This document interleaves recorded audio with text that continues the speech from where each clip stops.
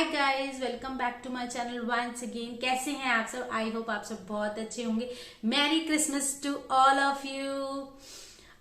सो guys, मैं सुबह सुबह आपसे बात कर रही हूँ। एक्चुअली अभी सब सो रहे हैं एंड मैं आपसे बात करना चाहती थी कि मैंने इतने टाइम से व्लॉग क्यों नहीं किया। मैंने अपने लास्ट व्लॉग में आपसे बात की थी कि मुझे एक्सट्रीम हेयर फॉल हो रहा है, तो उसकी वजह से मैं बहुत ज़्यादा स्ट्रेस्ड आउट थी, बहुत ज़्यादा टेंशन में थी। यूँ समझ लीजिए कि मैं डीप डिप्रेशन में चली गई थी। मतलब डिप्रेशन हो गया था मुझे इस चीज़ को लेकर, क्योंकि मैं अपने बालों से बहुत प्यार करती हूँ और आई नो आप सभी लेडीज़ के लिए तो पर्सनैलिटी ही उनके हेयर होते हैं। तो बस यही समझ लीजिए कि मैं डिप्रेशन में चली गई थी और जब भी व्लॉग करने लगती थी तो मेरा बिल्कुल मन नहीं करता था। और मतलब जब मैं हेयर वॉश करने जाती थी तो मुझे रोना आता था अपने बालों को देख के, क्योंकि मेरे बाल ना रूट से निकल रहे थे और बहुत ज़्यादा निकल रहे थे। आपको मैंने बताया भी था अपने लास्ट व्लॉग में। मैं बहुत ज़्यादा परेशान थी, बिल्कुल कुछ काम करने को मन नहीं करता था, रात को नींद भी नहीं आती थी। ये जो लास्ट टाइम मेरा निकला है ना, ये बहुत ही स्ट्रेसफुल निकला है, बहुत ज़्यादा। मुझे अगर नितिन का सपोर्ट नहीं होता ना तो मैं सच्ची में मैं हिल जाती। सच में कह रही हूँ आपको। तो ये चीज़ जो है ना, मुझे बहुत ज़्यादा डिप्रेशन में ले गई। मेरे hair fall, extreme hair fall. तो नितिन मुझे डर्मा के पास लेके गए। वहां पर मैं एक्चुअली रेमेडीज तो कर ही रही थी, जो मैंने आपसे शेयर भी की थी अपने लास्ट व्लॉग में। तो वो बट आपको पता है कि होम रेमेडीज टाइम लेती हैं। मतलब अपना असर दिखाने में रेमेडीज तो लंबी ही चलती हैं।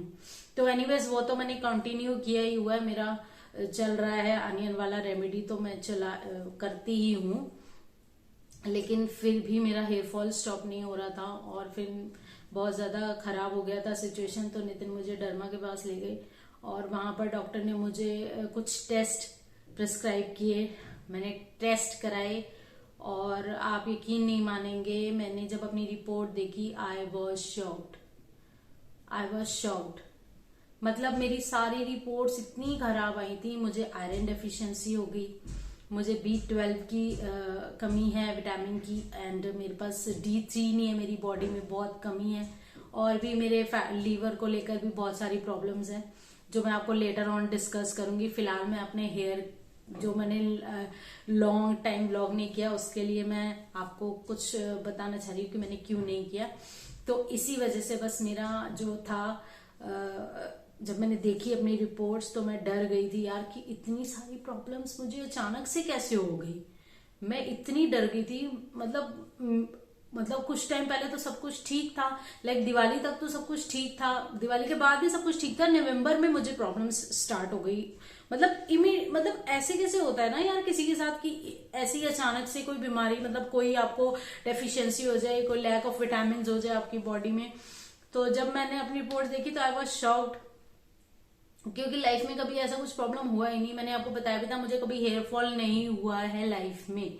ये मेरा फर्स्ट फेस है जब मैंने अपना इतना एक्सट्रीम हेयर फॉल फेस किया है, जिससे मुझे लगा कि मैं गंजी हो जाऊंगी। मतलब मेरे सर पे बाल ही नहीं रहेंगे, ऐसा मुझे लगा। मतलब तो चलो, अब था जो भी, मैंने अपनी देखी रिपोर्ट्स वगैरह, तो डॉक्टर ने फिर मेडिसिन प्रिस्क्राइब की हैं। तो मैं मेडिसिन ले रही हूँ। 3 महीने मुझे ट्रीटमेंट करना है, उसके बाद रीटेस्ट होंगे सेम। तो पहले मैं अभी स्टार्ट किया, वो मेडिसिन मेरा चल रहा है, ट्रीटमेंट चल रहा है, और साथ में मैं अपनी रेमेडीज भी कंटिन्यू कर रही हूँ। मैं हेयर के लिए बालायाम वगैरह भी करती हूँ, और भी 2-3 जो होते हैं हेयर से रिलेटेड, योगा वगैरह, मेडिटेशन, ये सब भी स्टार्ट किया है। तो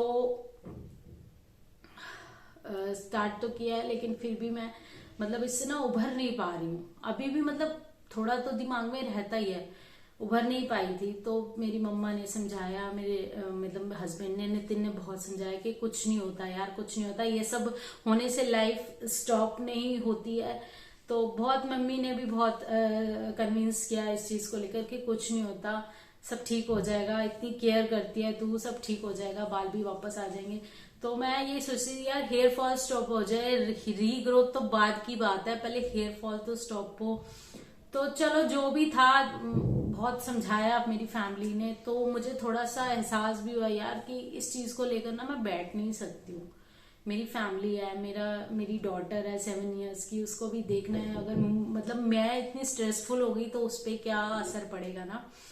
तो बस यही आप लोगों से डिस्कस करना चाहती थी मैं कि ना हम लोग बिल्कुल भी अपने ऊपर ध्यान नहीं देते हैं एज अ हाउस वाइफ। मैंने लास्ट व्लॉग में भी आपसे शेयर किया था कि एक हाउस वाइफ को भी अपनी लाइफ देखना चाहिए। मतलब अगर मैं आपसे बोलना चाहती हूँ कि अगर आप लोगों को मेरी तरह कुछ सीवियर प्रॉब्लम है ना, अगर हेयर फॉल हो रहा है या स्किन की कोई प्रॉब्लम है, मतलब सीवियर वाली जो ठीक नहीं हो रही है, तो आप प्लीज अपना डॉक्टर से कंसल्ट जरूर कीजिए। रेमेडीज कीजिए, रेमेडीज कोई नुकसान नहीं करती हैं, और रेमेडीज भी ट्रस्टवर्दी रेमेडीज ही करनी चाहिए। जैसे अनियन वगैरह वाली तो पावरफुल है, वो तो सबको सूट करती ही है, उसमें तो कोई इश्यू नहीं है। बट ये है कि सब चीजों को एक साथ मत मिक्स कीजिए, रेमेडीज को टाइम दीजिए, क्योंकि रेमेडीज अपना असर दिखाने में टाइम लेती ही हैं, कम से कम 2 महीना तो लेंगे। तो मैं अभी तक ट्रीटमेंट के साथ साथ रेमेडीज भी कर रही हूँ, योगा भी कर रही हूँ, बालायाम वगैरह भी करती हूँ, अपना नेल्स रबिंग वगैरह जो भी जैसे भी सिखाया। मेरे को आता नहीं था, पर मैंने यूट्यूब पे देखा कि कैसे करते हैं, तो मैंने फिर वो करना स्टार्ट किया। क्योंकि पहले मैं नेल्स रबिंग करती रहती थी, कि नेल्स नहीं रबिंग करनी होती, यहाँ पर स्किन होती है ना, हाफ स्किन और हाफ नेल्स, तो इसको रबिंग करना होता है। चलो आई लेट इट भी, मैंने ये सीख लिया। ये मैं डेली सुबह शाम करती ही हूँ, और ज्यादा टाइम मिल जाए तो 3 से 4 बारी मैं कर लेती हूँ। तो बस ये कि मैंने यही सोचा कि यार कि इसको पकड़ के हम बैठ नहीं सकते हैं, अपनी लाइफ को आगे करना पड़ेगा। व्लॉग मैं इतने टाइम से करना चाह रही थी, जब भी करना स्टार्ट करती थी तो कर नहीं पाती थी, क्योंकि ना उतना कॉन्फिडेंस आ नहीं रहा था मेरे अंदर, ये चीज हो नहीं पा रही थी। जैसे व्लॉग करने के टाइम में हम लोग मतलब कॉन्फिडेंट रहते हैं ना कि यार हाँ ये अपने अंदर से निकल रहा है, वो चीज नहीं हो पा रही थी मुझसे। तो टेंशन में थी तो मैं नहीं कर पाती थी, इसलिए इतना लंबा टाइम जो इतना बीच में गैप आ गया व्लॉग का, मिस हो गए मेरे, वो नहीं कर पाई। कई DIYs मैंने करने थे आपके साथ शेयर, वो भी नहीं कर पाई हूँ। और स्टडीज भी दीवा की तरफ ध्यान नहीं दे पा रही थी इतने टाइम से। तो मैंने कहा लेट इट बी यार, ये सब तो चलता ही रहेगा। हेयर है, it's just hair, it's not important then your life, then your family. ठीक है ना। अगर हम स्ट्रेस्ड रहेंगे तो ये ज्यादा होंगे, अगर हम डिप्रेशन में चलेंगे तो ये ज्यादा हेयरफॉल होगा।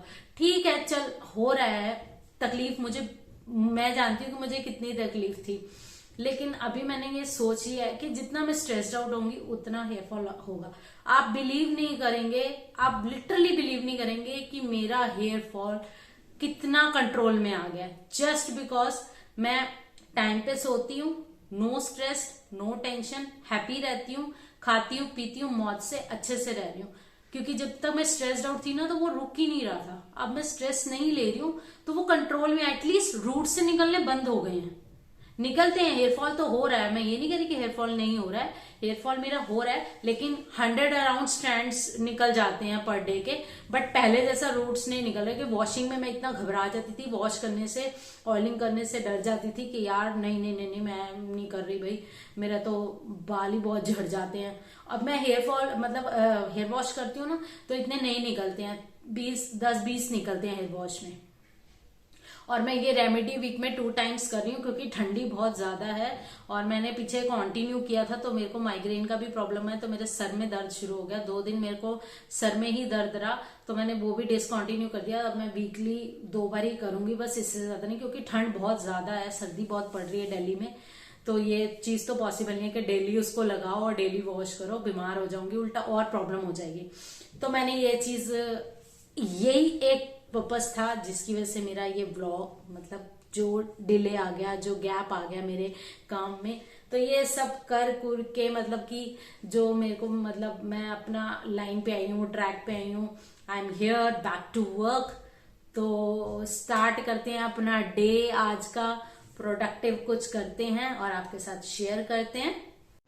सो गाइज, आज मेरी हाउस हेल्पर नहीं आई है, 25 दिसंबर है, क्रिसमस सेलिब्रेट कर रही होंगी। एनीवेज मैंने सुबह में इन लोगों को ब्रेकफास्ट करा दिया था, मेथी के पराठे खिलाए थे। व्लॉग नहीं किया था क्योंकि हरी में सब कुछ किया था। ब्रेकफास्ट कराने के बाद मैंने यहाँ बर्तन वगैरह थोड़े से साफ़ कर लिए हैं, झाड़ू पोछा कर लिया है, बाथरूम वगैरह क्लीन कर लिया है। कपड़े मैंने धोकर रखे थे, अब उनको मैंने सुखाना है। पोछा लगाने के बाद मैं कपड़े डालने जाऊँगी क्योंकि यहाँ धूप नहीं आती है तो देख के सुखाने पड़ते हैं। सो गाइस, सारी घर की साफ सफाई तो हो गई है और अब करते हैं क्रिसमस की तैयारी। क्रिसमस ट्री लाए हैं नितिन, तो उसको डेकोरेट करते हैं। आई नो ये थोड़े दिन पहले होना चाहिए था बट लेट हो गया। एनीवेज, तो दीवा मेरी हेल्प करेगी इसको डेकोरेट करने के। क्या कर रहे हो दीवा? चलो फिर क्रिसमस ट्री डेकोरेट करते हैं, चलो।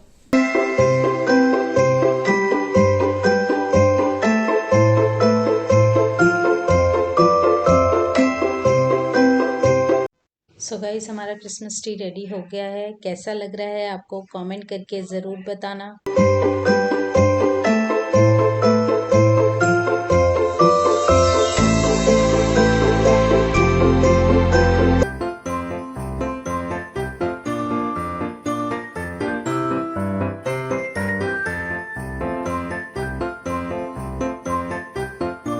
सो गाइस, शाम के बज गए हैं 4। क्रिसमस ट्री डेकोरेट कर लिया है हमने एंड अब आज के दिन का स्पेशल डिनर रेडी करने वाली हूँ, जिसमें से एक रहेगा पनीर टिक्का। तो पनीर टिक्का की रेसिपी मैं आप लोगों के साथ शेयर करूंगी। गैस पे बनाऊंगी, तो जिसके लिए मैरिनेशन रेडी करना है और 2 घंटे पहले मैरिनेट करके रखना पड़ेगा। तो स्टार्ट करते हैं।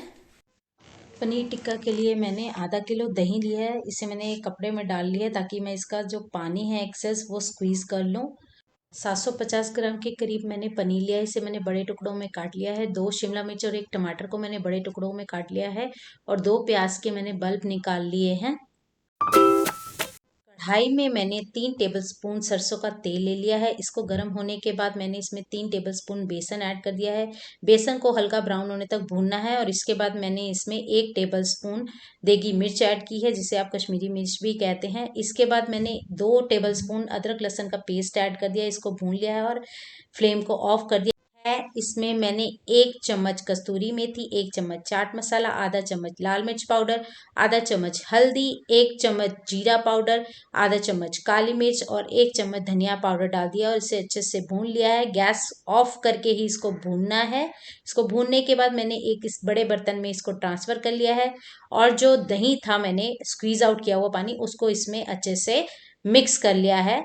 मिक्स करने के साथ साथ मैंने इसमें टेस्ट के अकॉर्डिंग जो है नमक ऐड कर दिया है। पानी को डालते हुए हल्का हल्का मैंने मैरिनेशन रेडी किया है और मैरिनेशन को उतना ही थिक रखना है कि जितना वो पनीर और बाकी जो वेजीज हैं उसके साथ अच्छे से चिपक जाए।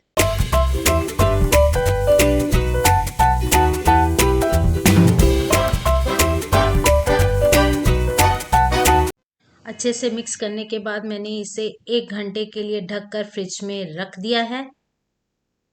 1 घंटे के बाद मैंने इसे फ्रिज से निकाल लिया है और अब इसे मैं गैस चूल्हे पर पकाऊंगी। मेरे पास स्क्यूअर नहीं था तो मैंने हैंगर को तोड़ मरोड़ कर थोड़ा सीधा कर लिया है और अब मैं इसमें एक एक करके शिमला मिर्च, प्याज, टमाटर और पनीर लगा रही हूँ। स्क्रूयर के आगे पीछे मैंने पोटैटो के बड़े बड़े पीसेस काट के लगा दिए थे ताकि पनीर या वेजी कोई स्लिप ना कर जाए और इसे मैंने आगे पीछे करके बहुत ही ध्यान से, थोड़ा धीरे प्रोसेस है क्योंकि ये ना वो जो है स्क्रूयर घूमता रहता है, पनीर सिकता नहीं है, तो मैंने बहुत स्लो प्रोसेस में इसे पकाया है। पनीर टिक्का रेडी हो गया है, खाने के लिए तैयार हो जाइए।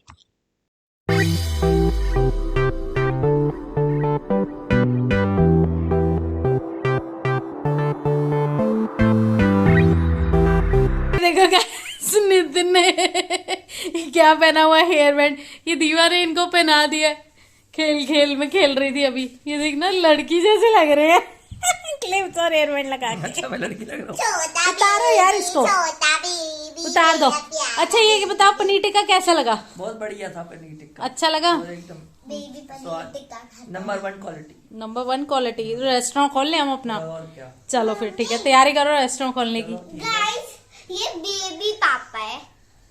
सो गाइज, नितिन ने तो परमिशन दे दी है पनीर टिक्का खा के रेस्टोरेंट ओपन करने की, तो हम जल्दी अपना रेस्टोरेंट भी ओपन कर लेंगे पनीर टिक्का रेस्टोरेंट काली पनीर टिक्का मिलेगा और कुछ नहीं मिलेगा। तो इसी के साथ ही मैं अपने ब्लॉग का एंड भी यही करती हूँ। आई होप आपको पसंद आएगा, एंजॉय किया होगा। Merry Christmas once again. Next video में मिलते हैं जल्दी, तब तक के लिए bye bye, take care, thanks for watching.